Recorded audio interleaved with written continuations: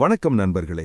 இன்னைக்கு நம்ம மணி அண்ணனோட மெகா முறுக்கு ஃபேக்டரிக்குள்ள போனா அவரு ஏகப்பட்ட கணக்கு வழக்குகளால திணறிக்கிட்டு இருந்தாரு. மேஜ மேல 3 விதமான தடிமனான ஃபைல்கள் இருந்துச்சு. மணி அண்ணன் தன்னோட மூக்கு கண்ணாடியை சரி பண்ணிக்கிட்டே ஒரு பேப்பரை எடுத்து இன்னொரு பேப்பரோட ரொம்ப தீவிரமா ஒப்பிட்டு பார்த்துக்கிட்டு இருந்தாரு. அப்போ நம்ம சத்யா மெதுவா உள்ள நுழைஞ்சான். என்னண்ணே, இன்னைக்கு ரொம்ப தீவிரமா இருக்கீங்க?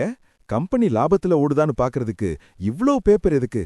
கல்லாருல காசு இருந்தா லாபம், இல்லைன்னா நஷ்டம், இதுதானே சிம்பிள் கணக்கு அப்படின்னு கேலியா கேட்டான். மணியண்ணன் சிரிச்சுக்கிட்டே அவனை பக்கத்துல கூப்பிட்டாரு. தம்பி சத்யா, பிசினஸ்ங்கிறது வெறும் கல்லாப்பெட்டி மட்டும் இல்ல, அது ஒரு பெரிய கடலை தாண்டற கப்பல் மாதிரி. அந்த கப்பலோட வேகம் என்ன, அதுல ஓட்டை ஏதாச்சும் இருக்கா, இன்னும் எவ்வளவு தூரம் போக எரிபொருள் இருக்குன்னு எல்லாத்தையும் பார்க்கணும். அதுக்குத்தான் இந்த ஃபினான்ஷியல் ஸ்டேட்மெண்ட்ஸ் எனப்படும் நிதி அறிக்கைகள் உதவுது. இத பத்தி புரிஞ்சிக்காம ஒரு கம்பெனியோட ஷேர்ஸை வாங்குறது கண்ணை கட்டிக்கிட்டு காட்டுக்குள்ள போறதுக்கு சமம். வா, இன்னைக்கு இந்த 3 ரகசிய கோப்புகளை பத்தி உனக்கு தெளிவா விளக்குறேன். சத்யா, ஒரு கம்பெனியோட தரத்தை தெரிஞ்சுக்க நாம 3 முக்கியமான விஷயங்களை பார்க்கணும். முதல்ல மணியண்ணன் ஒரு மஞ்சள் நிற பேப்பரை எடுத்தாரு. இதுதான் லாப நட்ட கணக்கு, profit and loss statement, P&L. ஒரு வருஷத்துல நாம எவ்வளவு முறுக்கு வித்தோம், அதுல எவ்வளவு லாபம் கிடைச்சதுன்னு சொல்ற ஸ்கோர் கார்டு இது. நம்ம முறுக்கு வித்த மத்த காசு வருமானம், அதுல எண்ணெய், உளுந்து, சம்பளம், கரண்ட் பில், இதெல்லாம் செலவுகள். எல்லா செலவும் போக கையில நிக்கிற அந்த தித்திப்பான லாபம்தான் நிகர லாபம். மணியண்ணன் ரொம்ப அழுத்தமா ஒரு அட்வைஸ் சொன்னாரு. சத்யா, வருமானம் மட்டும் அதிகமா இருந்தா பத்தாது, செலவு கம்மியா இருக்கான்னு பார்க்கணும். சில கம்பெனிகள் எங்க பிசினஸ் கோடி கணக்குல நடக்குதும்பாங்க, ஆனா கடைசியில நஷ்டத்துல நிப்பாங்க. அதனால லாபத்தோட வளர்ச்சிய வருஷம் வருஷம் ஒப்பிட்டு பார்க்கணும். அடுத்து ஒரு நீல நிற ஃபைலை எடுத்தாரு. இதுதான் இருப்பு நிலை குறிப்பு, பேலன்ஸ் ஷீட். இது கம்பெனியோட ஆரோக்கியத்தை சொல்ற ஹெல்த் ரிப்போர்ட். இன்னைக்கு தேதிக்கு கம்பெனிக்கு சொந்தமா என்னென்ன இருக்கு, அது மத்தவங்களுக்கு எவ்வளவு கடன் தரணும்னு இது சொல்லும். நம்ம ஃபேக்டரி, மிஷின், கையில இருக்கிற கேஷ், இதெல்லாம் சொத்துக்கள். பேங்க்ல வாங்கின கடன், நாம மத்தவங்களுக்கு தர வேண்டிய பாக்கி, இதெல்லாம் கடன்கள்.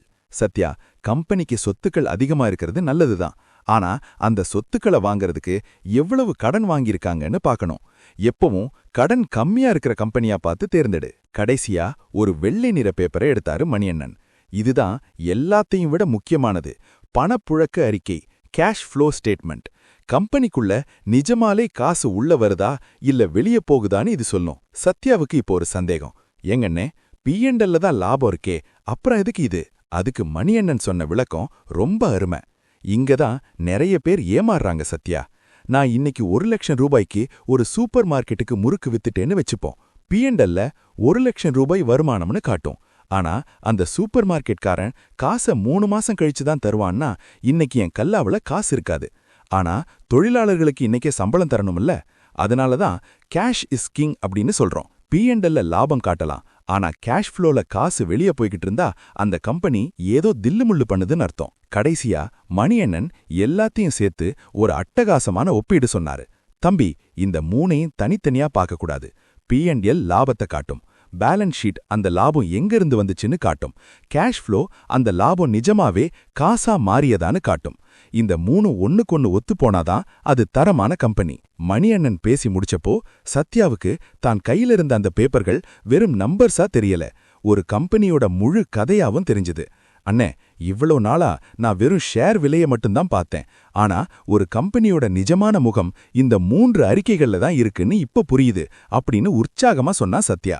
சப்பாஷ் தம்பி, எண்களை பேச விடு, அது உனக்கு உண்மையை சொல்லும். இப்ப போய் அந்த ஆப்ரேட்டிங் கேஷ் ஃப்ளோவை செக் பண்ணு, நான் போய் அடுத்த செட் முறுக்க சுட சொல்றேன் அப்படின்னு சிரிச்சுக்கிட்டே ஃபேக்டரிக்குள்ள போனாரு மணியண்ணன். என்ன நண்பர்களே, ஒரு கம்பெனியோட ஃபினான்ஷியல் ஸ்டேட்மெண்ட்ஸை எப்படி பார்க்கணும்னு இப்போ உங்களுக்கு தெளிவா புரிஞ்சிருக்கும்னு நம்புறேன். இந்த வீடியோ பிடிச்சிருந்தா லைக் பண்ணுங்க, சப்ஸ்கிரைப் பண்ணுங்க. நீங்க ஷேர் வாங்கும் முன் பேலன்ஸ் ஷீட் பார்ப்பீர்களான்னு கமெண்ட்ல சொல்லுங்க.